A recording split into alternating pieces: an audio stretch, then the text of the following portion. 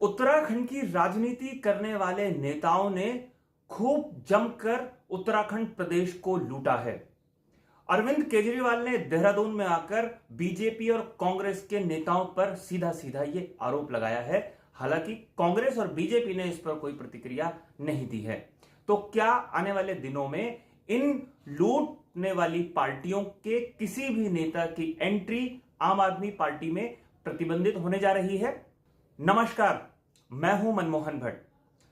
आम आदमी पार्टी के प्रमुख और दिल्ली के मुख्यमंत्री अरविंद केजरीवाल देहरादून में आए। उन्होंने एक रोड शो किया और कर्नल अजय कोठियाल को उत्तराखंड में मुख्यमंत्री पद का उम्मीदवार घोषित कर दिया आम आदमी पार्टी की तरफ से।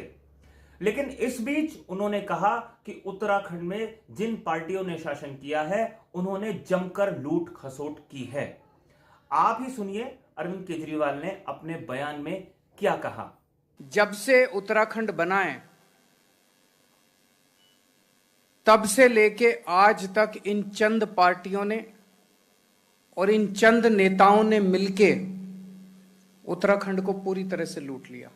जिस वक्त अरविंद केजरीवाल ने यह बयान दिया उस वक्त एक सभागार खचाखच आम आदमी पार्टी के समर्थकों उनके कार्यकर्ताओं से भरा हुआ था। मंच पर कर्नल अजय कोठियाल की मौजूदगी भी थी। अब यह बात अरविंद केजरीवाल ने बहुत स्पष्ट, बहुत सोच समझकर कही कि आम आदमी पार्टी के जो वर्तमान में मुख्यमंत्री पद के उम्मीदवार बनाए गए हैं वो जिस वक्त देश की सेवा कर रहे थे उस दौरान उत्तराखंड में लूट खसोट राजनीतिक पार्टियां कर रही थी। उत्तराखंड में भारतीय जनता पार्टी या कांग्रेस पार्टी का ही शासन पिछले 21 सालों में रहा है और इन शासन कालों के दौरान उत्तराखंड क्रांति दल की दोनों ही पार्टियों के भीतर कहीं ना कहीं भागीदारी भी रही है। तो कुल मिलाकर जो 3 सत्ताधारी पार्टियां रही हैं उत्तराखंड में वो सारी भ्रष्ट हैं।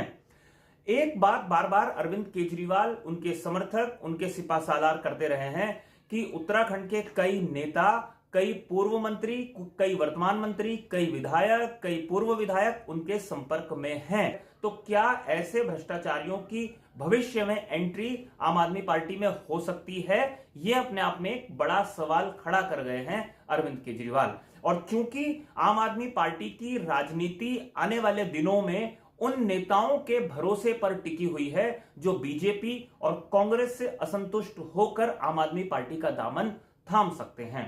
तो क्या ऐसे लोग जिनको भ्रष्टाचारी कहा गया है, क्या वो अब आम आदमी पार्टी में जाएंगे? या अगर उनके जाने की इच्छा होगी तो क्या अरविंद केजरीवाल उनको अपनी पार्टी में अब ले लेंगे?